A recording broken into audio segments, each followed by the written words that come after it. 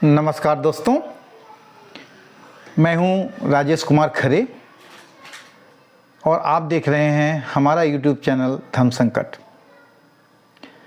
आज मैं बहुत दिनों बाद दोबारा आपके समक्ष उपलब्ध हुआ हूं, क्योंकि विषय बहुत ही सीरियस था। इसलिए मुझे ऐसा लगा कि आज मुझे आपसे वार्तालाप जरूर करना चाहिए। आज के वीडियो में हम एक बहुत ही रोचक और विवादित विषय पर बात करेंगे और वह है ईवीएम हैकिंग।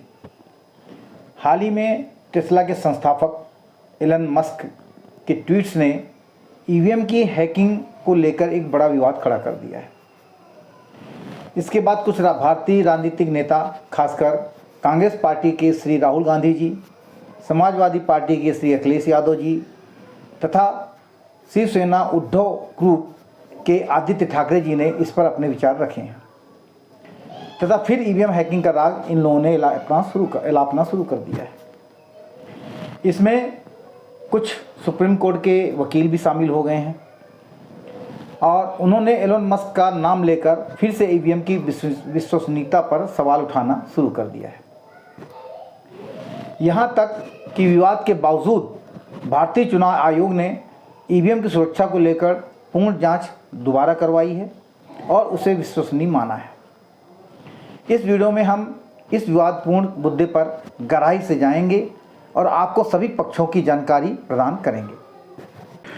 बहुत जल्द आने जा रहा है राशि द अल्टीमेट सॉल्यूशन फर्म द्वारा संचालित सब सेवा ऐप, जिसमें आप कंस्ट्रक्शन से संबंधित सभी प्रकार के लेबर जैसे कि बेलदार, मिस्त्री, साधारण labour, shuttering labour, tile fitting labour, plumber, electrician की सेवाएं, वह भी घर बैठे अपने शहर में अपने मोबाइल फ़ोन में हमारी सब सेवा ऐप के द्वारा बिना समय गंवाए सिर्फ एक क्लिक में पा सकते हैं। अब आपको अपने शहर के लेबर चौक पर जाकर लेबर का चुनाव करने की आवश्यकता नहीं है। इस प्रोजेक्ट में पार्टनर बनने के लिए SMS के द्वारा संपर्क करें। Phone number 8178113449। अगर आप इस विषय को पूरी तरह समझना चाहते हैं और अफवाह पर ध्यान न देकर इसकी सत्यता तर्कों के आधार पर जानना चाहते हैं, तो आपसे निवेदन है कि इस वीडियो को अंत तक अवश्य देखें। लेकिन इससे पहले हमारी आपसे रिक्वेस्ट है कि जिन्होंने अभी तक हमारे इस यूट्यूब चैनल धर्म संकट को सब्सक्राइब नहीं किया है, वह इसे सब्सक्राइब कर लें तथा यह वीडियो अगर आपको पसंद आती है, कंटेंट आपको अच्छा लगता है, तो इसे लाइक और शेयर करना न भूलें। तो चलिए आगे बढ़ते हैं। आप लोगों में शायद कुछ लोगों को यह पता ना हो कि एलन मस्क हैं कौन, जिनकी एक ट्वीट ने पूरे इंडिया में तहलका मचा दिया है, जबकि उनका ट्वीट अमेरिकन चुनाव में हो रहे इस्तेमाल ईवीएम को लेकर था, क्योंकि वह इंटरनेट से कनेक्टेड होता है, जबकि हमारे यहाँ भारतवर्ष का ईवीएम जो है वो ऑफलाइन होता है, उसमें इंटरनेट कनेक्शन का कोई प्रावधान है ही नहीं। तो हम आपको बता दें कि एलन मस्क एक 53 वर्षीय दक्षिण अफ्रीकी अमेरिकी व्यवसायी हैं। उन्होंने जिप2, पेपाल, स्पेस एक्स और टेस्ला जैसी कंपनियों की स्थापना की है। बहुत मोटे आदमी हैं, बहुत मोटे बिजनेसमैन हैं। मस्क ने स्पेस एक्स के माध्यम से अंतरिक्ष यात्रा और टेस्ला के माध्यम से इलेक्ट्रिक वाहनों को बढ़ावा देने का पूरे विश्व में काम किया है। मस्क की कंपनियों में न्यूरालिंक और द बोरिंग कंपनी भी शामिल है। उनकी दृष्टि में मंगल ग्रह पर मानव बसावट और स्वच्छ ऊर्जा प्रमुख हैं। उनके नवीनतम प्रोजेक्ट्स में न्यूरालिंक द्वारा मानव मशीन इंटरफेस और बोरिंग कंपनी द्वारा भूमिगत परिवहन शामिल है। अब यह तो हमने जो आपको अभी तक बताया इनके बारे में, यह तो इनके पॉजिटिव फैक्ट्स हैं, पॉजिटिव पॉइंट्स हैं, क्यों ये मतलब बहुत ही फेमस हैं पूरे विश्व में। चलिए अब इनकी थोड़ा डार्क साइड भी आपको बता देते हैं। बहुत जल्द आने जा रहा है राशि द अल्टीमेट सॉल्यूशन फर्म द्वारा संचालित सब सेवा ऐप, जिसमें आप कंस्ट्रक्शन से संबंधित सभी प्रकार के लेबर जैसे कि बेलदार, मिस्त्री, साधारण labour, shuttering labour, tiles fitting labour, plumber, electrician की सेवाएं, वह भी घर बैठे अपने शहर में अपने मोबाइल फ़ोन में हमारी सब सेवा ऐप के द्वारा बिना समय गंवाए सिर्फ एक क्लिक में पा सकते हैं। अब आपको अपने शहर के लेबर चौक पर जाकर लेबर का चुनाव करने की आवश्यकता नहीं है। इस प्रोजेक्ट में पार्टनर बनने के लिए SMS के द्वारा संपर्क करें। Phone number 8178113449। डार्क साइड में यह है कि क्रिप्टो करेंसी बाजार में इनका बहुत बड़ा प्रभाव है, विशेषकर बिटकॉइन और डॉज कॉइन में। मस्क के ट्वीट्स और बयानों ने बिटकॉइन और डॉज कॉइन की कीमतों में बड़े उतार चढ़ाव लाए हैं। उन्होंने डॉज कॉइन को पीपल्स क्रिप्टो कहकर पहले तो इसे लोकप्रिय बनाया, लेकिन बाद में इसके पर्यावरणीय प्रभावों के बारे में चिंता जताई, जिससे इसके मूल्य में गिरावट आई। इलन मस्क के डॉज कॉइन पर विवादित बयानों ने खुदरा निवेशकों को लगभग $20 अरब, अगर इसको भारतीय रुपए में बदलें तो 1600 अरब रुपए का नुकसान खुदरा निवेशकों को पहुंचाया है। अब आप इलन मस्क के बारे में जान सकते हैं कि कैसे टाइप के व्यापारी हैं, जो मतलब कोई विवादित बयान दे के एक बार किसी के रेट को बढ़वा देते हैं शेयर मार्केट में, और बाद में जब वो बढ़ जाता है तो अपना शेयर बेच के प्रॉफिट कमा के और फिर शेयर को मार्केट से गिरा देते हैं, जैसे हिंडनबर्ग करता है, हिंडनबर्ग रिसर्च सेंटर अमेरिका वाला, बिल्कुल वैसा। मस्क के ट्वीट्स और बयानों के बाद डॉज कॉइन की कीमतों में भारी उतार चढ़ाव आया। पहले उनके समर्थन से डॉज कॉइन की कीमतें बढ़ीं, लेकिन बाद में उन्होंने इसे पर्यावरणीय प्रभावों पर चिंता जताई, जिससे कीमतें गिर गईं और निवेशकों को बड़े पैमाने पर आर्थिक नुकसान हुआ। ये तो इनका डार्क साइड है एलन मस्क साहब का। एलन मस्क ने डॉज कॉइन के अपने विवादित बयानों से व्यक्तिगत रूप से कितना लाभ कमाया, इसकी सटीक जानकारी सार्वजनिक रूप से उपलब्ध तो नहीं है, लेकिन मोटा मुनाफा कमाया होगा, ऐसा हम कह सकते हैं। हालांकि उनकी टिप्पणियों से डॉज कॉइन के कुछ निवेशकों ने भी बहुत बड़े बड़े मुनाफे कमाए हैं, जबकि कई खुदरा निवेशकों को नुकसान हुआ है। अब आते हैं अपने मूल विषय पर, ईवीएम हैकिंग पर।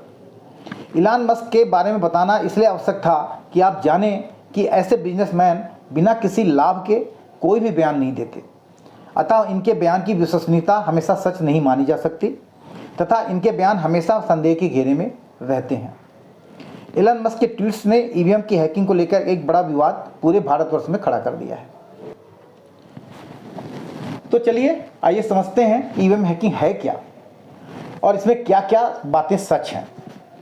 ईवीएम, जिसको कि फुल फॉर्म आप कह सकते हैं इलेक्ट्रॉनिक वोटिंग मशीन, भारतीय चुनाव प्रणाली का एक अहम हिस्सा है। यह वोटिंग प्रक्रिया को सुरक्षित और विश्वसनीय बनाने का काम करता है।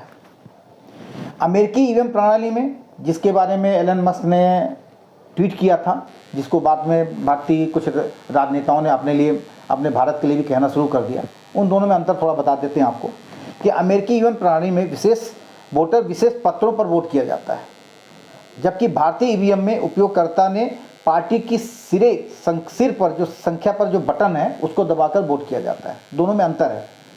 भारतीय ईवीएम में वोट काउंटिंग ईवीएम के अंतिम खिड़की को खोलकर होती है। अमेरिकी ईवीएम प्रणाली कई बार इंटरनेट से जुड़ी होती है, जबकि भारतीय ईवीएम स्थानीय नेटवर्क के भीतर होती है। भारतीय ईवीएम में इनकी सभी गतिविधियां ऑफलाइन होती हैं। आपको ये भी समझना होगा ऑनलाइन और ऑफलाइन क्या है, इतनी जानकारी तो हमारे ख्याल से आप सब में से सभी को ही है। जबकि अमेरिकी ईवीएम इंटरनेट से जुड़ी होती है, जिससे उसकी सुरक्षा कमज़ोर मानी जा सकती है। भारतीय ईवीएम में हार्डवेयर और सॉफ्टवेयर का नवीनीकरण या आप कह सकते हैं कि संशोधन नहीं किया जा सकता, जिससे उसे हैक करना बहुत मुश्किल होता है। जबकि अमेरिकी ईवीएम में सुरक्षा कमज़ोर हो सकती है। इसमें भारतीय ईवीएम प्रणाली को अमेरिका से अधिक सुरक्षित माना जाता है। बहुत जल्द आने जा रहा है राशि द अल्टीमेट सॉल्यूशन फर्म द्वारा संचालित सब सेवा ऐप, जिसमें आप कंस्ट्रक्शन से संबंधित सभी प्रकार के लेबर जैसे कि बेलदार, मिस्त्री, साधारण labour, shuttering labour, tiles fitting labour, plumber, electrician की सेवाएं, वह भी घर बैठे अपने शहर में अपने मोबाइल फ़ोन में हमारी सब सेवा ऐप के द्वारा बिना समय गंवाए सिर्फ एक क्लिक में पा सकते हैं।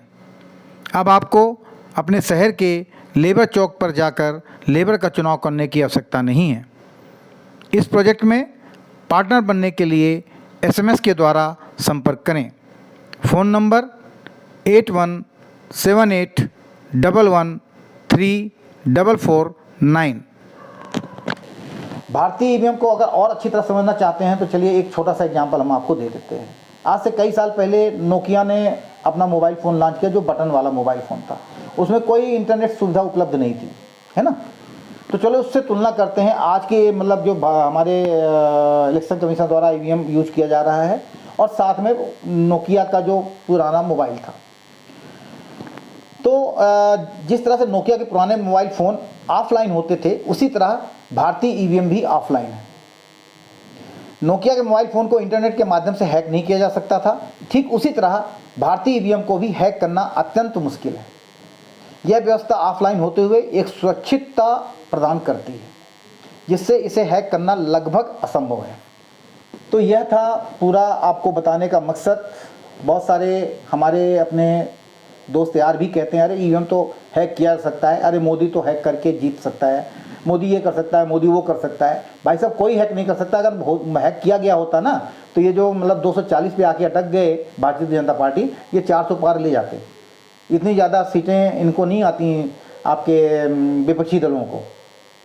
तो यह कहना कि भाई NDA ने या मोदी ने ये ईवीएम हैक कर सकते हैं या हैक कर लिया था, यह बिल्कुल ही गलत है। क्योंकि जहाँ भी कांग्रेस पार्टी सत्ता में आ जाती है वहाँ ईवीएम हैक नहीं होता। कर्नाटका में सत्ता में आ गई, वहाँ ईवीएम हैक नहीं हुआ।